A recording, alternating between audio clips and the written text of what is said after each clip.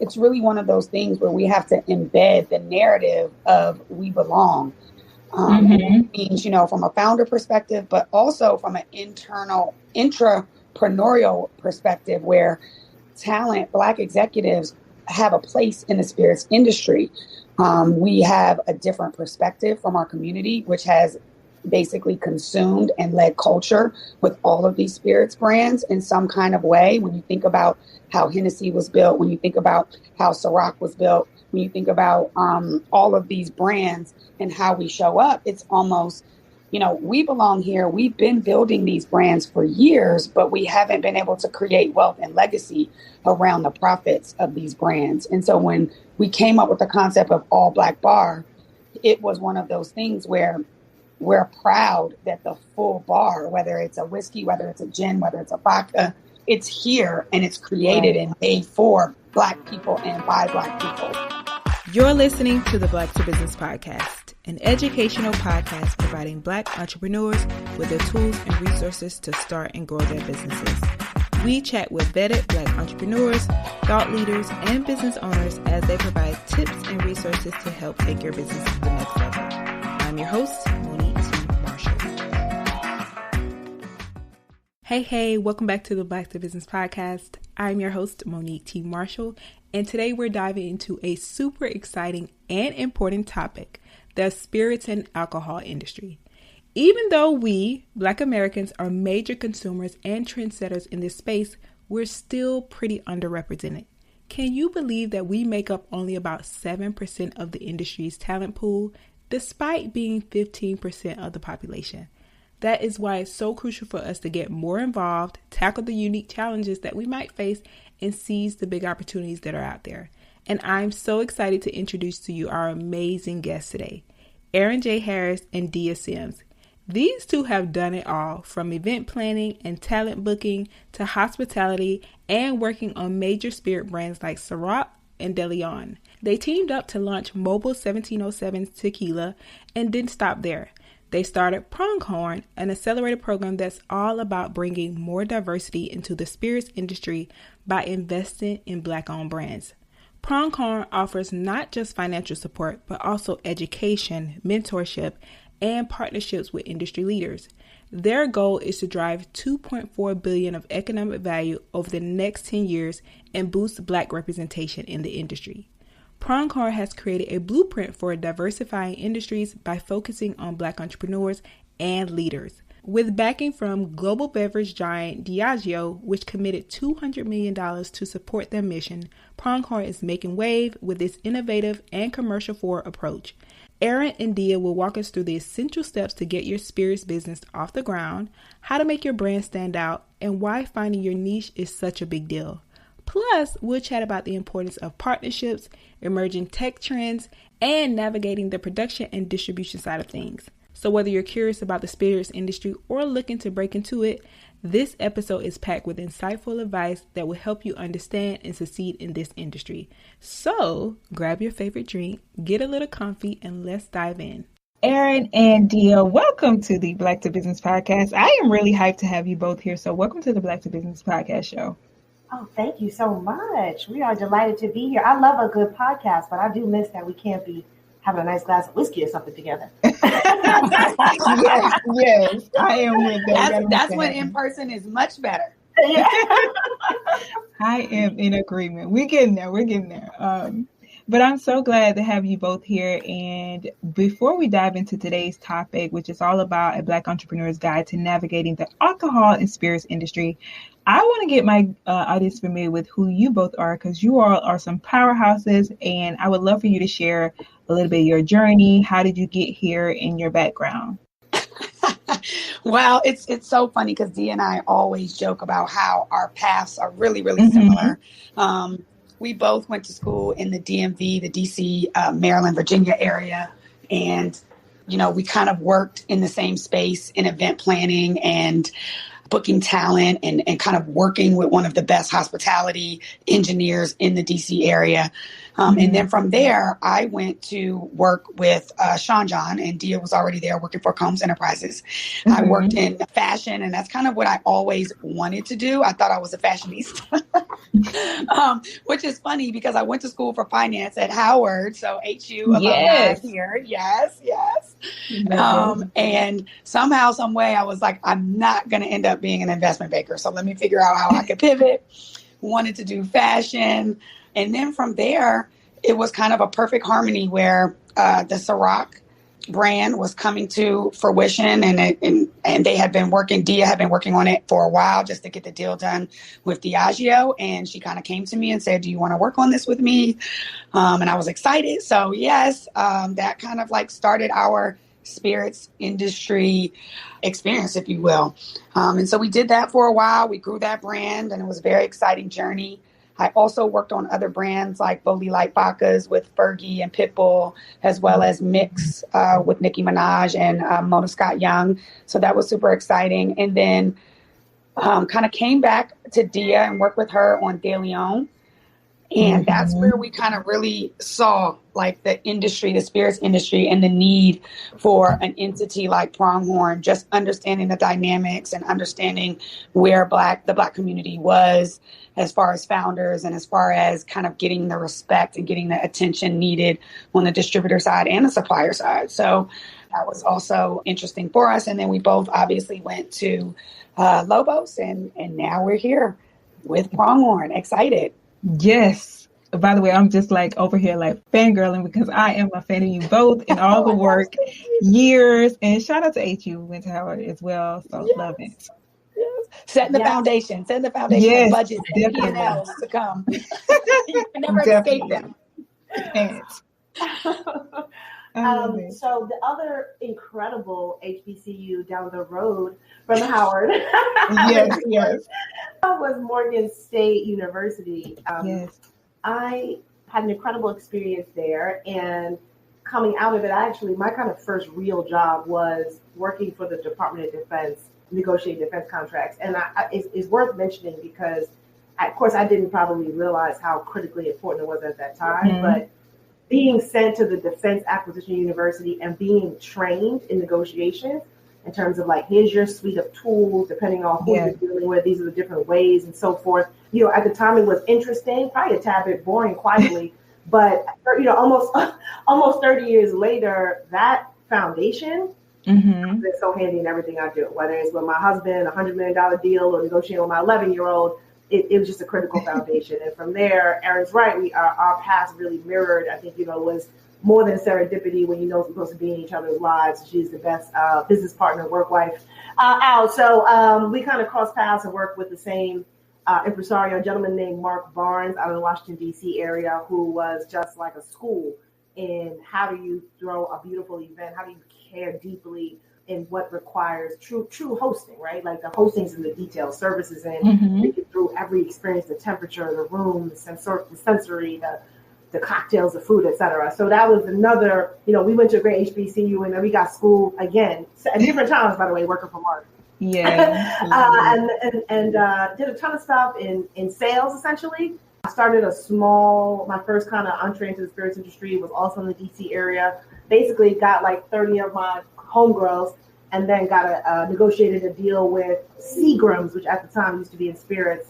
And I booked deals for us to do sampling. So if you've ever gone into a restaurant or a bar or a spirit store and someone, would you like to try this again? Would you like to try this? That's essentially what we trained, we booked, and that was my kind of first experience in the industry. And then fast forward to work in New York for a hip hop radio station. And I inherited all the music labels as clients. So back then I had the Def Jams of the world, the Atlantics of the world, and so forth. And I had Bad Boy Records, who at the time refused to actually advertise on the station because they were so loyal to what is like the kind of original global hip hop station called Hot 97. But I worked hard to break them, convince them, and I think we developed such a rapport. They said, "Hey, you want to come over and consider coming on in Sean Combs' office to work as his chief of staff." So took that quick interview, got the job as an executive assistant, not as chief of staff, and because so you hadn't really managed large teams before, but came in Fiddlesticks, October 5th, 2005, and then was able to kind of rise through the ranks together with Erin from starting as executive assistant to eventually becoming the first president of the company. And then Erin and I, after leaving Combs a few years back, we worked together to launch a brand called Lobo 1707 Tequila with incredible founder from Spain and Diageo, and the backing of just luminaries like LeBron James and Arnold Schwarzenegger. We built that brand to incredible momentum in the last couple of years. Really proud of the work there, and then our baby Pronghorn, which is what we're really here to talk about today. Yes, such an incredible story, journey. Love all of the things, and like I said, been knowing about you both for years, so it's so phenomenal to have you here. And the perfect people to talk today about what we're discussing. And I just want to talk more about the work that you are doing at Pronghorn. So just tell the listeners, what is it that you do and kind of what the mission is? Yeah, so I'll start. So we set up Pronghorn as really a template on how to effectively diversify any industry, right? So as the company went through a bit of a racial reckoning a few years ago, I think the thing we felt was so missing was, how we get into wealth generation, how we get into the right economic engineering policies in place so that communities can unlock their own futures and solve their own problems. But how do we fix the why more than the how? And then we said, we want to start this with the spirits industry where there is meaningful underrepresentation. And we want to start with the Black American community, right? So we built out a methodology and a model and a platform that over 10 years drives $2.4 billion of economic value through investing in Black-owned founders, entrepreneurs. Our plan is to invest in 57. We're very proud to have now invested in 23 Black-owned brands. And Erin's brainchild, if you're desirous too, you can have an all-Black bar at your home or your restaurant. And then we're also driving entrepreneurship, right? The gap, the pro-rata gap to get to an equivalent amount a pro rata amount of Black Americans in the industry is bringing in 1,800 net gain new employees in the industry over 10 years. And we have already seen a 5% lift of Black Americans in the industry to the work that we're doing together with HBCUs and great organizations like the National Association of Black Accountants and so forth. And we're really proud about having a tight kind of case study that we're starting with the spirits industry, but any industry could use it. Also, I'll piggyback off of that, Dia, because I think a big piece of this, when you hone in on the spirits industry and the Black community, what we found through a number of our efforts with HBCUs and talent recruitment and engagement and building the pipeline that Dia spoke about, it's really one of those things where we have to embed the narrative of we belong. And it means, from a founder perspective, but also from an internal intrapreneurial perspective where talent, Black executives have a place in the spirits industry.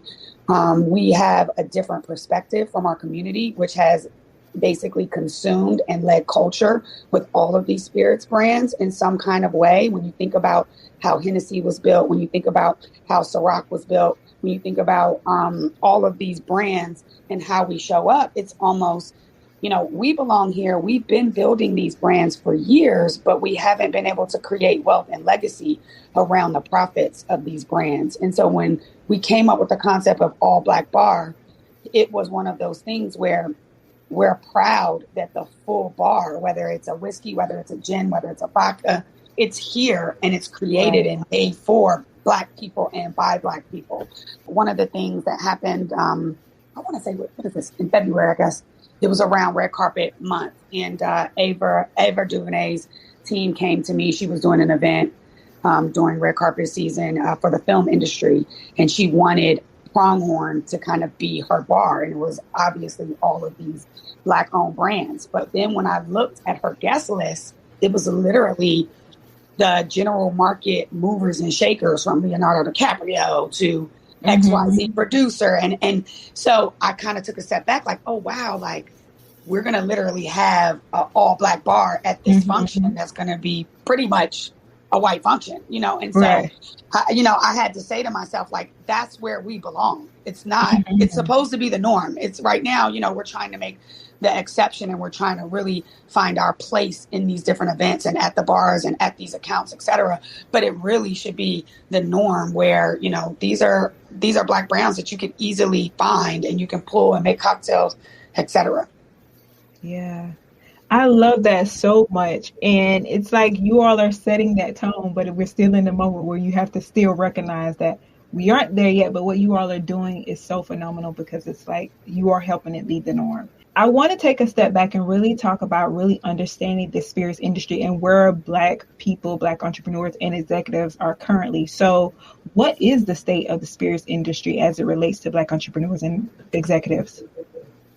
So when we look at the industry as a whole, what we know is that 15% of the population is the Black community. And we've been consuming these brands for years. But when we look at the talent that exists in that space, it's at about 7%. So our role is to kind of close that gap as we recruit and as we find a pipeline of Black talent, and then also create a path that can retain that talent through programming, through a mutual understanding, through building community within this 3-tier system where we have the supplier, the distributor, and the retailer platform. And so I think that the state is definitely improving. And as Dia said, you know, when we first started this project, but I mean, we've invested in 23 Black-owned brands. But when we first started this initiative, there was a lot of concern around, well, there aren't many Black-owned brands. We can't find Black-owned brands to invest in. So before Pronghorn even kicked off, we did a ton of due diligence. We did research. We talked to everybody that we know, and we ended up compiling a list of 106 Black-owned brands, and that was 3 years ago. Now it's probably upwards of 300 to 400 Black-owned brands that we've discovered in our path, in conversations, working with the current founders that we have and their body of network and people that they work with. So I think, you know, having an ecosystem and creating that conversation and narrative that says, like, who's out there that we know that we can support? Who can we help with not just the dollars from Pronghorn to invest in the brands, but also the supercharging. And the supercharging is a piece where we come in, and I saw kind of on your platform, you talk a lot about how to like stand a business up from like the ground level. And that's what a lot of these Black businesses need. They need to understand the finance behind it, the marketing behind it, the P&Ls, the profit margins, how we can better use or leverage supply contacts. And so we come in and with the help of our anchor investor, Diageo, we work with them on really trying to reinforce all of the different elements that are much needed in this very difficult spirits industry, because it's really hard to push through as a general brand, but especially as a Black owned brand that doesn't really have a foothold on the anchor or foundation of the business. Yes.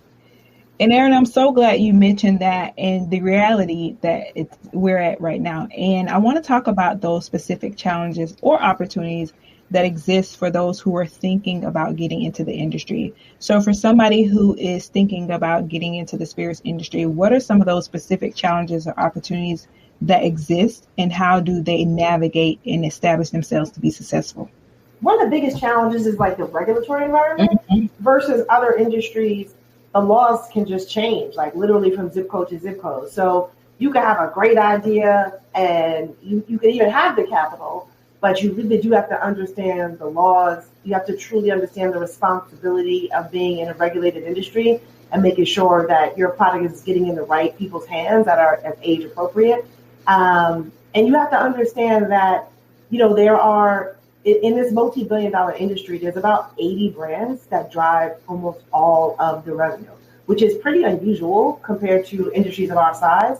We have a lot more brands. But what that means is when you're starting a brand new brand from scratch, you're going up against some like pretty monster brands that have big budgets and huge brand awareness. So understanding how do you break through the clutter? How do you help, educate the consumer to even understand spirits is another piece of it. And the way we've tried to ameliorate some of those challenges is, as Erin described, really distilling what are the categories of importance, right? So under supercharging, you have marketing or data or regulatory or working with a distributor. because you can't actually, in most states, sell directly to a consumer, right? So how do you manage getting your product out, right? And those things that are just, could be really overwhelming if you could be the most brilliant founder, but everybody needs help. So we've established this team that have legitimately like centuries of experience who can help you with your plans. If you have a cool idea, but you need a little seed capital to get your idea on paper, get a deck going, get some research, we can help with that. If you started your brand and you're like, okay, I got it, and I'm selling it at a couple restaurants in my neighborhood, but how do I make it bigger? How do I make it cost less to produce it? That we can say, oh, we can help you get your glass for cheaper. We can help you introduce you to a distributor. Like the whole point is it's not really going to work with us just handing out some generic, PDF of advice. We really do provide bespoke solutions to the founder needs, but also just be a vault of information for people who are in the research stage to pronghorn.co. Yes, I love that.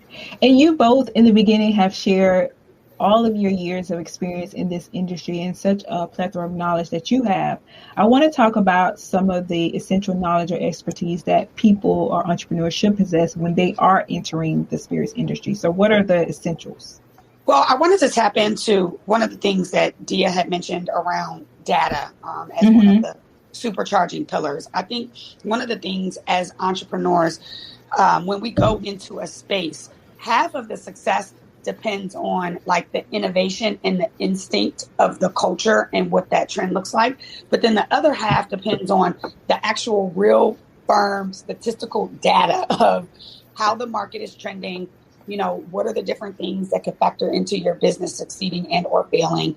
What are the contributors that can ensure that your product, to Dia's point, breaks through? So I think that founders need to have a lot of information about the product, about the industry, about the data of their consumer. They need to understand who they're targeting, why they're targeting, how much that person spends, what that spend is going to look like over the next 10 to 15 years so that they can create a forecast around what that product is going to do and how it's going to disrupt, which leads me into, thinking big and thinking audaciously.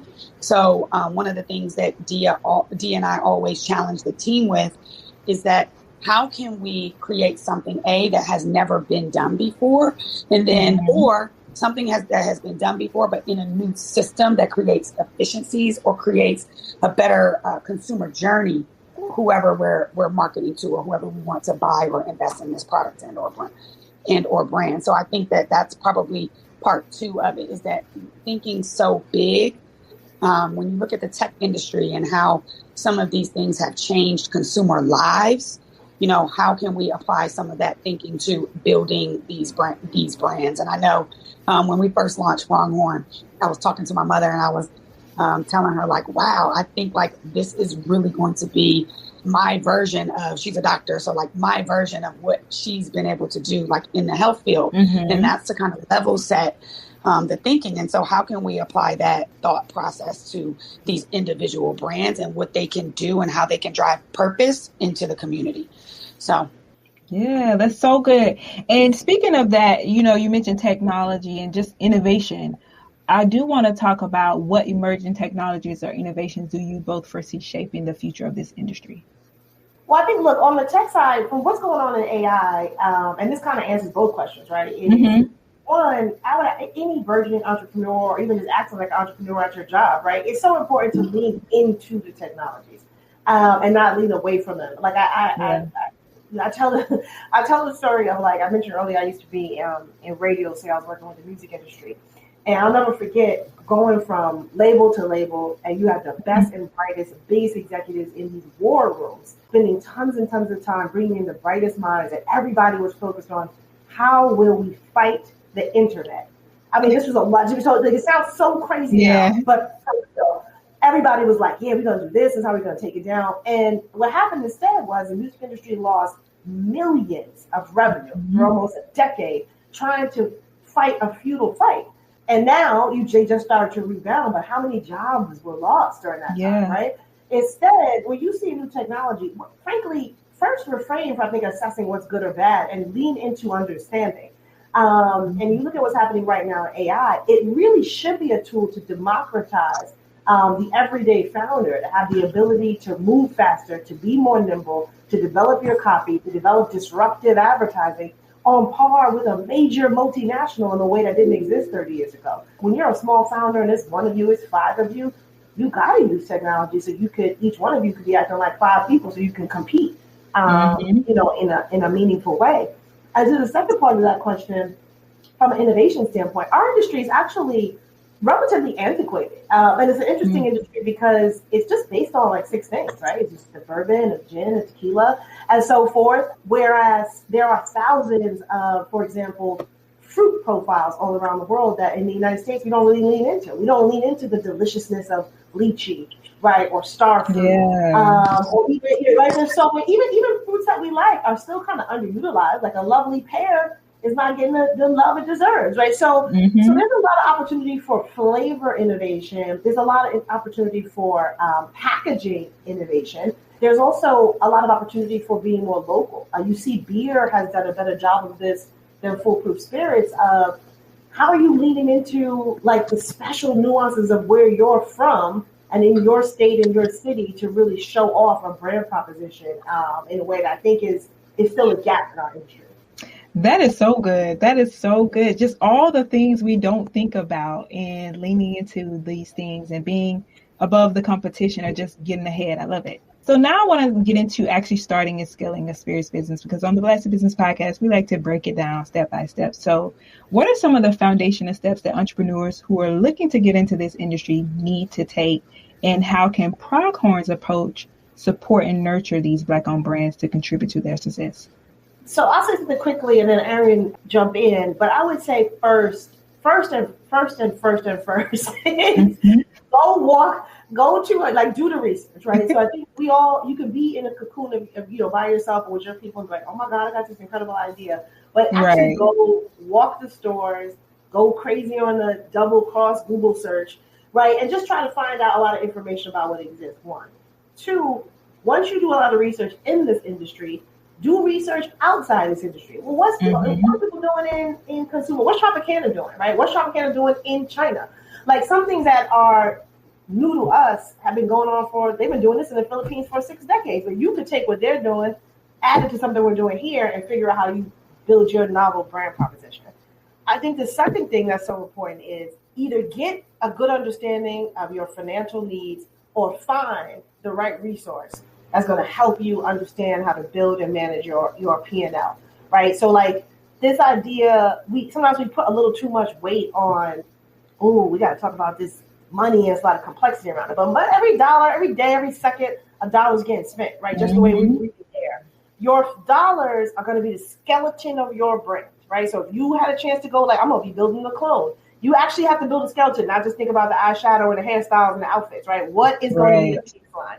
So first and foremost, you have to get familiar with understanding how to build and manage a P&L. And if that's not your bailiwick, to figure out how you go to somebody and be like, I'm creative, I can make the most, you never tasted a gym like this. But then the other person maybe has the prowess and like, okay, I'm an accounting expert. I'm going to help you make sure we have this. And that way you can work together. But that is going to be mission critical. You have to know your numbers, because otherwise it is not a business. It is a hobby. I will piggyback off of that. I think Dia hit it on the head. But one of the things I would say is that what we find with founders is that sometimes they are so tied to the idea, the initial idea and concept, that once they start getting feedback, they're not able to pivot and change and adjust. And the truth is that trends are moving so fast that products have to adjust to the pace. And so I think one of the things that founders could do better or think through is like how, where, and when they're willing to evolve their brand or change their brand a little bit to meet the market needs, to excel in a way that is profitable to them. That's so good. That is true. We are, I've been guilty of married to that early idea. Yes, y'all are hitting everything on the head today. So how does the current state of the spirits industry, particularly concerning Black entrepreneurs and executives, influence the decision-making process for individuals who are looking to start and scale their own spirits business? Yeah, I think when you have initiative like Pronghorn in place, it's definitely opened up the thinking. And just across the board, Dia works very closely with Discus, and they have relationships with every single supplier in the space and most of the distributors. And so how are we actually making it easier for Black-owned brands to launch is by having the conversations that, we need to reach some type of pro rata in representation, both on the founder side and product side, and also to internally in those buildings, and then create advocates for this program and initiative. So I think that us going out and really working with the community and spreading the notion that this is a position you could take in the spirits industry. This is how you could build your brand through the programming that we're doing with HBCUs. I think all of that really creates a momentum and creates an energy where people are really thinking differently and are more willing to start a business in this space.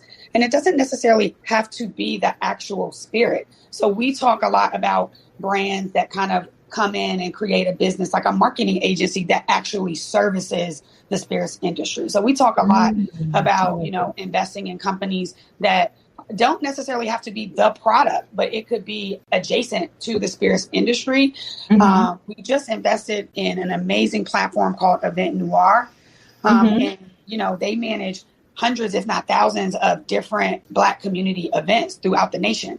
And so all of those events need products, need brands. And so what is that intersection where we can use that platform to help promote our brands and to get our Black founders more access to the consumers that they're looking for? I think once you start really creating an ecosystem push, all the possibilities open up. You have an industry that was guarded and probably not as open in the past, where you have us kind of advocating for that new approach, that new modern approach with the Black community. And Did so that kind of answer your question? Yes, that was perfect. That was a perfect response. I love that. You all have worked with a lot of brands, and from your experience, like, what would you tell a brand to? How would you say that they could stand out in this industry? I mean, part of it is the way you roll it out. I'm a big believer that narrow focus yields broad results. So instead of being like, I'm coming out with this vodka and it's going to be for everyone, what is like naturally part of your life, right? So if you like, well, I play tennis on Saturday. Okay.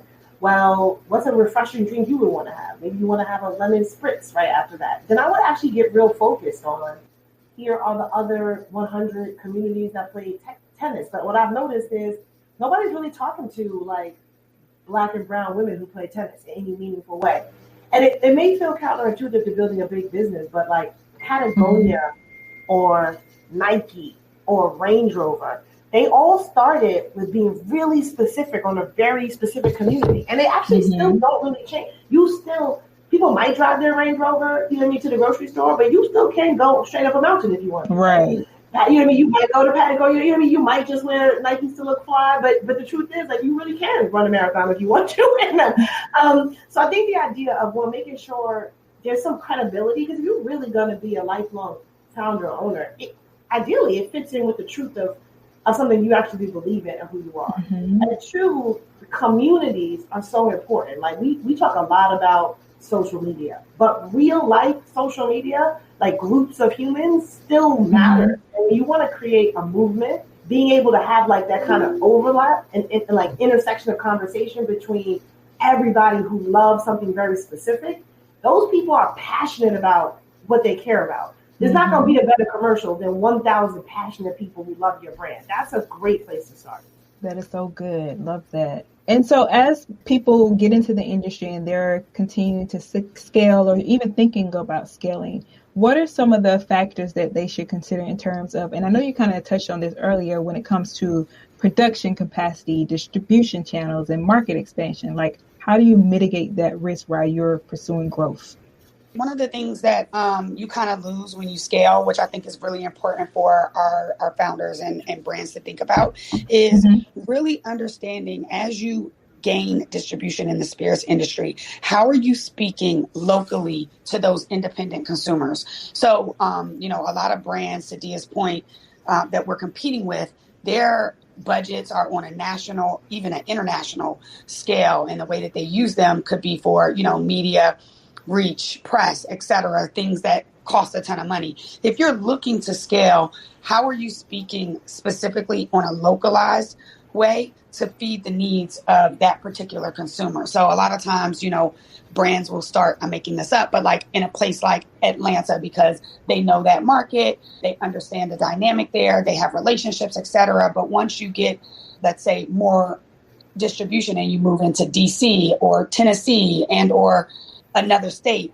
what are those specific needs? How is that consumer going to interact with your product? What are the consumer trends that are happening there, so that you're not trying to overlay something that's just general with a consumer that really needs a two-way conversation that speaks directly to them. And so I think that's one thing to really consider when you start to scale. Good stuff. And I want to know the role of relationships and partnerships and collaborations in all of this, and how can entrepreneurs start to build and nurture those relationships when they're going with distributors, retailers, and all the other things. It's so important. I want to give one example about a partnership that really helped us and worked well on the Lobo side. This is an example. We did a partnership with Old El Paso. We worked with them to execute our Taco Tuesday. And before, our kind of Taco Tuesday was limited to our internal stakeholders and cap table, et cetera, which isn't a bad thing because we have, we have big talent, like Dia said, LeBron and Arnold and all these great athletes, et cetera. But where it really started to scale for us was when we created the partnership with Old El Paso, created some on and off premise programming that allowed us to touch different venues, different restaurants, different grocery stores, so on and so forth, and really helped us with our distribution. And where we were already distributed gave us another set of eyeballs, if you will, associated with a pretty much big brand, a big brand, if you will.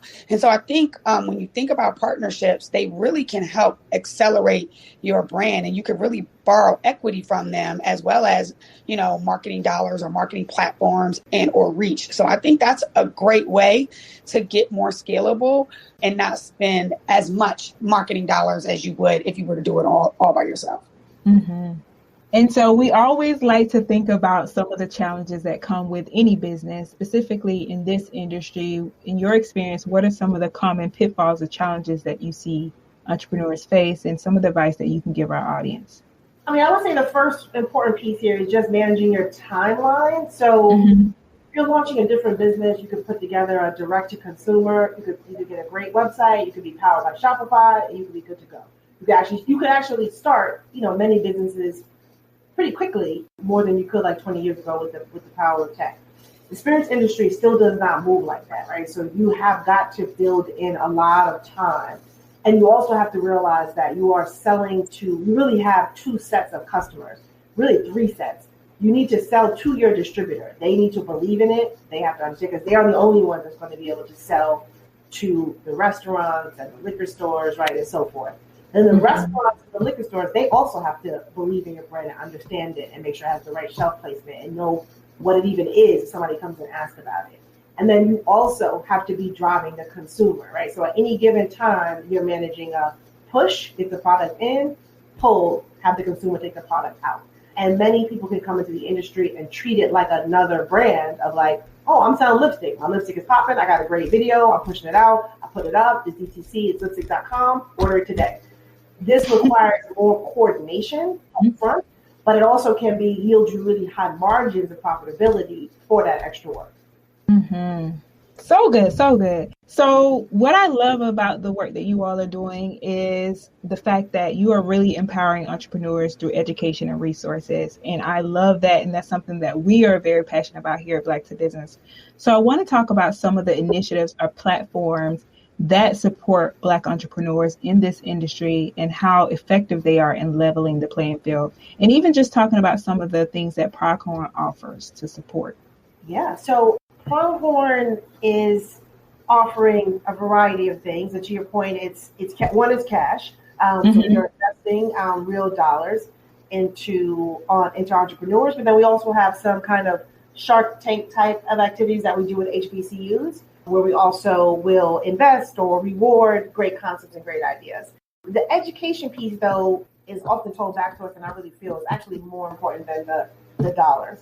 Right. So we have, Erin mentioned earlier, an organization called Discus. That's the leading trade organization for suppliers. And suppliers are like Bacardi, Moet Hennessy, Diageo. Shout out to Diageo, as they were our anchor investor and also our strategic partner when we were building Ciroc Vodka. Mm-hmm. So those companies, right, they have agreed, because we didn't say this earlier, have agreed to their commitment for hiring Black Americans from intern to C-suite at their organization. 1. 2, they are sharing their knowledge, their resources and information with our founders. 3, the organization called Discus did a lot of work together with Cornell many years ago and have just like a robust curriculum of like, okay, I want to be in the industry, but I don't know every single thing there is to know about whiskey, right? You can go and learn about rye versus bourbon. What does it mean to be a Tennessee whiskey? What does it mean to be Scotch versus Japanese whiskey, right? You can really learn. And the other thing we love about it, and the reason why we're like, everybody coming to this industry is, it's actually just a fun industry, right? Yeah. Like, you're in the hospitality industry. We're all working really hard. But it's nice to be someplace where, like, I love knowing a little bit about a good tequila. You know what I mean? Like, yeah. It's interesting. So we have a library of information that you can learn from. To your point around other organizations, a woman named Melissa runs an organization called the 1863 Ventures out of Washington, D.C. She does an outstanding job of helping founders be ready to raise capital, right? So here's what you need: the deck, the presentation, what you say in a room. How are you putting together your case for your brand concept? So I think that's also critically important and a nice complement to the work that we do. And I will also spotlight another organization called Women of the Vine and Spirits, where they have put together something that helps focus on the retail side. So essentially, if you are interested in supporting a women-owned brand or a Black-owned brand, you don't want to wait till Black History Month to do it. Right. In the same way, you can see a little tag that says, this brand is kosher, right? Or this brand doesn't have any GMOs. She has worked with regulators to say, this brand is diverse-powered. This brand is women-powered, right? So our brands have a chance to be on a Target shelf with the designation of being diverse-powered for consumers, particularly Gen Z consumers who are like, oh, yeah, no, I want to support these type of brands all year round. We talk a lot about, a lot of civil rights you can't do with just your regular daily activity. Look in your pantry, look in your refrigerator, look in your toiletry closet, right? Are they 50% women owned? Are they, 14 to 50% Black owned? That's a change you can make. You don't have to go to one parade. Go ahead about it, right? So she has an organization and a platform that drives that forward. And then I will definitely say this over and over again. We are looking every day for incredible talent. It doesn't matter, by the way, you don't have to actually drink to be in this industry. There are accountants, there are janitorial services, there are marketers, there are CEOs, there are ad agencies, there are lawyers, right? There's a ton of things that you could do in any other industry that you can do in our industry. One of the biggest impediments is it just doesn't really occur to people. I know I can tell you, I'm 48, but when I was 24, it never occurred to me that oh wait, hundreds of people work on Johnny Walker, or Hennessy, thousands of people work a job option. On Pronghorn.co today, we have 1,000 jobs open in the spirits industry, of which the mean average pay in this industry is $100,000. And that person affects typically $1.2 million of top line revenue. So bringing great talent into the industry is good for the community and good for the industry. Yes, I am riled up. I love it. And that's why I was so happy to have this conversation, because I'm like, even I wasn't thinking, so I'm intrigued, and I'm so glad that we had you both here. And I want to ask, how can people connect and get that guidance? So what does it look like, the process to work with Pronghorn? Yes. So, you can start with Pronghorn.co. That's co.co. And if you have an idea, if you want to be an entrepreneur and own your own brand, it's not too early. You can reach out to us. If you're interested in working in the industry, but you were like, well, before I apply to something, what do I need to know? Please drop us a line. If you already have a brand, of course, we're interested. And as Erin said, if you have something that could be adjacent to the industry, for example, the labels you see on many bottles, right? Like, we're looking for more Black-owned vendors that can produce labels, as a simple example. If you have expertise in digital content, these brands are looking for more culturally forward content creators, right? So Pronghorn.co serves really to help bridge the gap and bring people into the industry. You are doing us a favor to help us meet our objectives by reaching out with your ideas and your interests so that we can successfully hit our mission of $2.4 billion in economic value. Love that. And Dia, can you talk about the curriculum with the incubator and the accelerator program? Yes. So essentially, the accelerator type program is this, and that's what we refer to supercharging. That's really what it means. That's by acceleration. Right. So if we are assessing, we find a great brand, it's Monique's Margaritas, and then we are talking through. Typically, we will invest both cash and hours of support. So if you were to go to a consultancy company, a big company like Bain or McKinsey, right, and they charge a few $1,000s an hour, right? You're getting that type of expertise from this team. So we would say, okay, we're interested, depending on what level, we're cutting checks anywhere from $25,000 to $1.5 million, depending on where the brand is. And then on top of that, we'll say, we're going to work with you on a custom plan for your brand. Seems like you have a dope idea, but you're spending a lot of money on glass. We want to help you with your supply piece. It looks like you have great creative, as an example, but we want to help you with your sales plan. I was on a supercharging session earlier this week, and it gets really in the nitty gritty of like, we think you should get these 500 accounts, and we think your salespeople should go to these 80 accounts twice a week. And you should be selling one bottle per one of these accounts every 6 weeks. And in order to do that, we suggest you need this kind of point of sale and messaging along with human touch points of going in and out. And we saw your P&L, but we've compared it to 20 other brands just like yours. We recommend you look at these adjustments. And we really act like an extended part of that brand's team to help maximize efficiencies, because we want to be swimming in success. We want to give these brands and humans all of that opportunity information as quickly as possible to truly accelerate them. And the reality is there's such a gap. We're not coming from zero. We're coming from like negative 50,000, right? So we're trying to do what we can do to be not just at baseline, but make sure you have a bolster to just kill it and be successful in this industry. The other small thing is, not really small, the other thing is the industry is filled with these incredible, huge companies who, for them, they may be like, oh, this brand is a disaster. It only made $25 million. But our view is like, let us take those deals. Let a founder and a family say like, oh, I have a wonderful life for me and my children and my grandchildren running this business, and I can build a legacy for my family that it actually means a lot for me and my community to have this kind of dollars, where it is not as meaningful for these big companies. So we have a space that we can live in, help grow the industry, and also grow community together. That is so amazing. I mean, that Monique's Margarita has a nice ring to it. I'm going to I was like, yeah, I love that. And just the process, I love it. I think it's so necessary. So did somebody who's listening, Black entrepreneur is listening, and they are thinking, I don't know if this is for me. I've been thinking about it for a while. What advice would you give them to go ahead and get started? I would say, go check out Pronghorn.co, go walk around the restaurant and see what there is. And then also, again, it doesn't have to be in spirits. We're invested in a company called Hella, and they are more in the bitter space, right, which is very specific. There are things in mixer space. There are things that are like adjacent to spirits. But my thing is always just like, look, life is short, right? So what is something that makes you happy and brings you joy to do?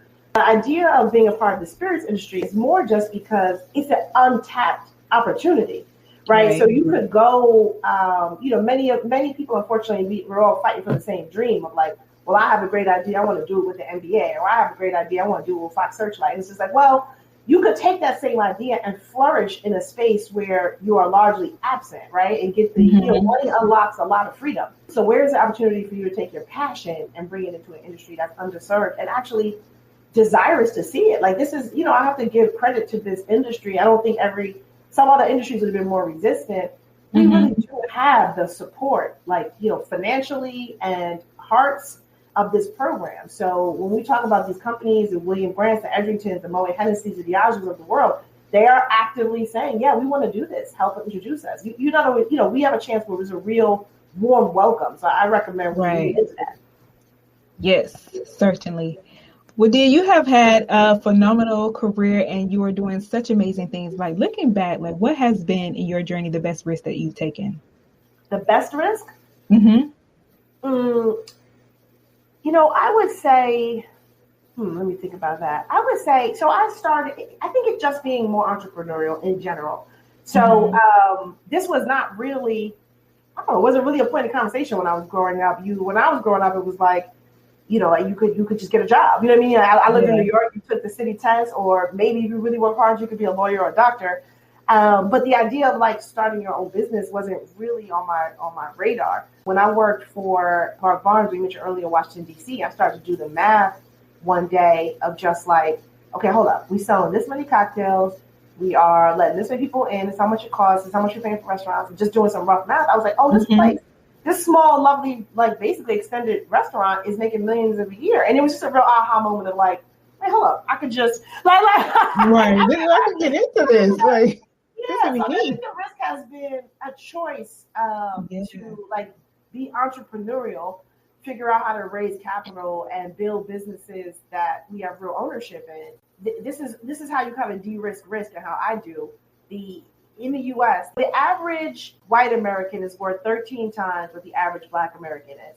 But if you double click and just pull out owners of something, that multiple drops to 3x. So even today, standing on centuries of inequity, if you own something, a stock portfolio, a nail salon with your homies, you know what I mean? Like a house you're owning up for Airbnb, we have already figured out a way to address some of the gaping inequities, right? So for me, and the double click is of that subgroup, Black Americans who own anything are on average worth 12 times what Black Americans who own nothing. So we talk about it's perceived as a big risk to figure out something you can own yourself, but it is not mathematically true. It's just not, right? So what you would say is a risk of me being like, whoa, it was going out on my own and doing my own thing is actually a much faster pathway to wealth generation and freedom. Yes, perspective. I love that. And so as an owner, business owner in this journey, what have been some of the favorite tools or resources that have really helped you in this journey?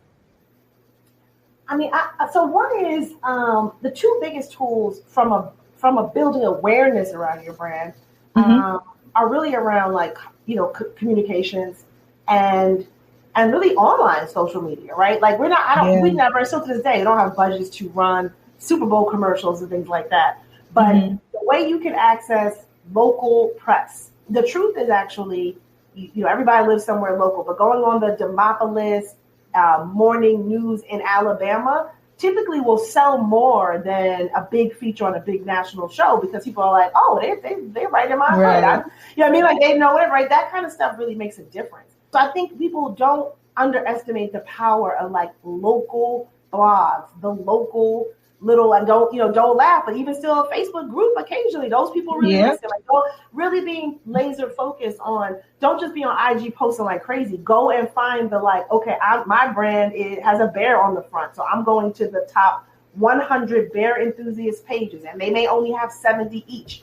But like that kind of local focus, I think is so local and specific, has been a real tool and unlock.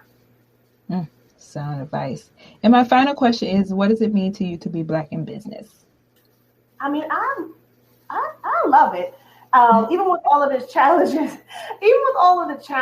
that are such a waste of everybody's time, right? So I'm not going to pretend like I walk into a room still and there is, not for me, but there may be confusion from the room about my value. Right. And then we got to waste the time of you getting up to speed on like, I'm going to make everybody better in this room, right? So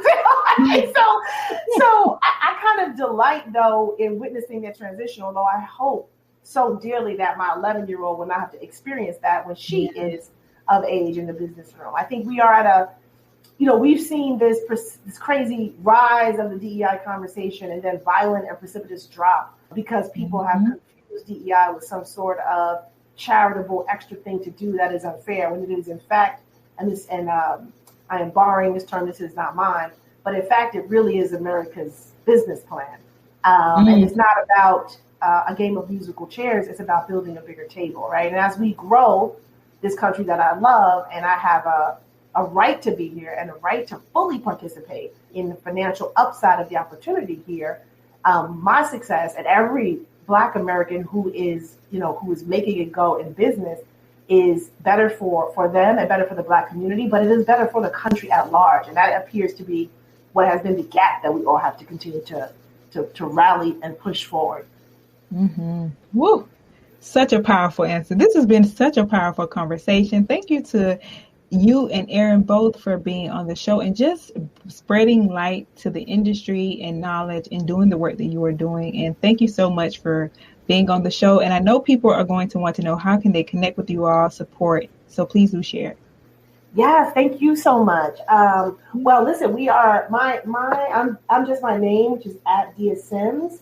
And then our IG on Pronghorn is just Pronghorn.co for IG. And I think Erin is still boycotting Instagram. So you got okay, Erin. But if you send Pronghorn a note, we'll make sure she gets it. Yes. I will be sure to put all of these things in the show notes so people can connect. Again, thank you both for being on the show, and thank you so much for what you are doing. This episode has been nothing short of inspiring as we delve deep into the world of Black entrepreneurship and the spirits industry with our incredible guests, Dia and Erin. They shared the mission of Pronghorn. Please forgive me for not pronouncing that N throughout the entire conversation. Such a cringe moment.